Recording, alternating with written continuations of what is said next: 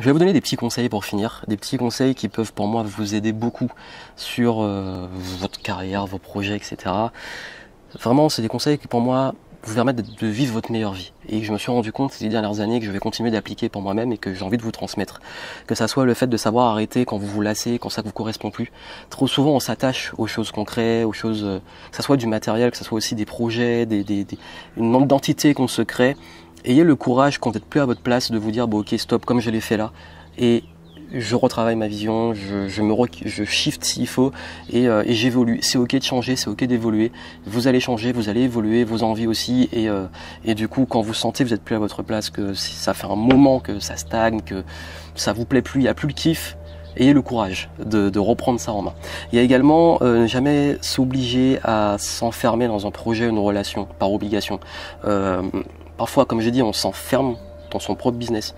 On s'enferme dans des relations parfois toxiques, par sécurité, par peur, par plein de raisons. Je suis pas là pour faire des conseils coaching. Ça peut être un bon sujet pour la suite, mais de toujours rester ouvert, de prendre du recul en fait, de pas trop avoir la tête dans le guidon. N'oubliez pas aussi ce qui vous a amené à un objectif, ne pas se reposer sur ses lauriers. Ça, je me suis rendu compte qu'en business, dès lors qu'on commence à se reposer sur où on est, sur ne plus chercher à s'améliorer, à cultiver l'excellence, c'est là que ça stagne et puis d'un coup ça chute, mais parfois c'est comme une sorte d'effet qu'on ne voit pas arriver et d'un coup ça arrive. Donc n'oubliez pas ce qui vous a amené où vous êtes et continuez de cultiver l'excellence. On voit beaucoup dans le sport, c'est très dur d'arriver d'être champion, mais une fois que tu es champion, c'est très dur de le rester. Et il faut pas oublier ce qui t'a amené là et ce qui va te permettre de rester là. Et c'est pas une compétition, c'est pas une course, mais c'est avec vous-même de toujours rester, sortir en zone de confort, continuer à explorer de nouvelles choses, de pas avoir peur de se planter aussi, parce qu'on a souvent peur, surtout quand on atteint certains niveaux, de tomber, de se planter, surtout publiquement. Moi je m'en fous en fait. D'ailleurs là je suis en train de, je sais que peut-être faire plein de conneries, j'en fais, parfois je vous en parle. C'est ok de faire des conneries, c'est ok d'échouer, de tester des choses, et pour moi c'est la meilleure façon de progresser et d'avancer. Et également, on n'a pas toutes les réponses, j'ai pas toujours toutes les réponses, j'ai pas forcément tout ce que je fais, mais l'important c'est de continuer à garder le kiff et toujours continuer à progresser et à prendre ce recul. Suivez votre intuition. Et parfois on sent des choses, on a envie d'explorer des choses. Suivre l'intuition. J'aurais du mal à l'expliquer, mais mon intuition elle m'a jamais trahi. Par contre, toutes les fois où je sentais un truc, que je l'ai pas fait, soit j'ai créé un regret, soit ça s'est mal passé après. Dans tous les sens. Ça peut être je ne sens pas un truc, je dis oui, et finalement j'y vais, et finalement ça se passe mal. Alors que si je sens bien un truc, je dis je le fais pas, et après je regrette parce que j'ai raté une opportunité. D'ailleurs, puisqu'on est dessus, un autre conseil c'est sachez dire non. Apprenez à dire non, apprenez pour vous dire oui à vous. Et souvent, là, je vois que la progression, c'est savoir ne jamais oublier ce qui est important pour vous. C'est la famille, les proches, la santé, si c'est la liberté. Soyez au clair sur où. L'importance d'être au clair sur où on va, c'est de toujours savoir si quand des choses arrivent, on décide de dire oui ou non, parce que ça contribue à là où on veut aller. Et ne laissez pas les autres, c'est pas les problèmes des autres devenir vos problèmes, ne laissez pas les priorités des autres devenir vos priorités. C'est important de savoir aussi vous affirmer, poser des limites et réussir à savoir ce qui est important pour vous, ne jamais l'oublier et puis savoir dire non aussi.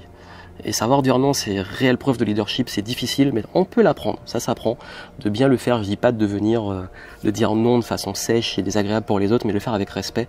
Mais savoir dire non aussi, c'est ce qui va, sur le court terme, peut créer de la frustration, mais sur le long terme, vous amener du réel respect.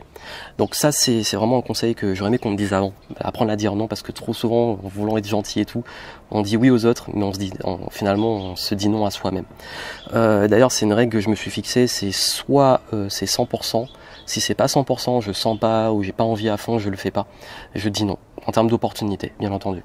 Il y a tout ce qui est aussi l'important de pas se forcer se forcer par statu quo, de pas toujours être dans le je dois et faire plus de je choisis de. C'est une posture. Je choisis de. Je le fais parce que je choisis de le faire. Parce que le je dois, c'est par obligation et tout, c'est une mauvaise énergie. Parfois on se met aussi des croyances limitantes ou des obligations de faire des choses, de faire forcément souffrir. Parfois oui c'est dur, parfois il faut se faire souffrir, mais si on le choisit c'est beaucoup mieux. Il y a également tout ce qui va toucher à moins de mais, plus de et. Les oui mais je ne peux pas, mais ceci, mais cela, plus utiliser le et, plus On se donne toujours des bonnes raisons de ne pas le faire, de ne pas pouvoir. Donnez-vous des bonnes raisons de le faire et de pouvoir. Et le « et », pour moi, ça marque, c'est un état d'esprit entrepreneur. Et, toujours du « et ». D'ailleurs, dans les débats, quand je je fais des séminaires, je fais l'exercice de pouvoir débattre sans dire « mais ». De plutôt utiliser d'autres formules, dont le « et », mais ne jamais dire « mais » parce que le « mais » crée une opposition.